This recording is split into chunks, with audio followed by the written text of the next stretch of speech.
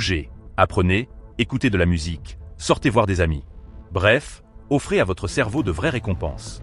Parce que le bonheur, ce n'est pas dans les shoots express, mais dans les étincelles durables qu'on nourrit chaque jour. Bonjour à tous et bienvenue dans notre chaîne. Vous avez sûrement déjà entendu parler de la dopamine, la fameuse hormone du plaisir. On l'accuse souvent, les écrans, les réseaux sociaux, le sucre, boum, dopamine. Mais attention, la dopamine, ce n'est pas l'ennemi. C'est même une alliée indispensable. Alors, comment se faire du bien, stimuler sa dopamine, mais sans tomber dans les pièges? La dopamine, c'est comme une petite étincelle chimique qui nous donne de la motivation et de l'élan. Elle nous pousse à chercher ce qui nous fait du bien, à apprendre, à avancer.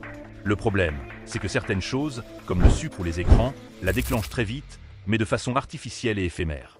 Ça, c'est le shot express. On se sent bien sur le moment, mais derrière, paf, ça retombe. La bonne nouvelle, c'est qu'il existe plein d'autres manières, naturelles, saines et même plus durables, d'activer la dopamine. Par exemple, l'activité physique. Quand vous bougez, votre cerveau libère de la dopamine, mais aussi des endorphines et de la sérotonine. Résultat, énergie, plaisir et bien-être prolongé. Autre booster naturel, la nouveauté. Apprendre quelque chose de nouveau, relever un défi, ça active directement le circuit dopaminergique. Et même la musique. Quand une mélodie vous donne la chair de poule, c'est parce que le striatum, une zone clé du cerveau, libère un joli cocktail de dopamine. Si on entre un peu plus dans le détail, la dopamine agit dans le système mésolimbique, en particulier dans la voie mésolimbique qui relie l'aire tegmentale ventrale au noyau accumbens. C'est ce circuit qui renforce les comportements en donnant une sensation de récompense. Mais il faut comprendre que la dopamine n'est pas le plaisir lui-même.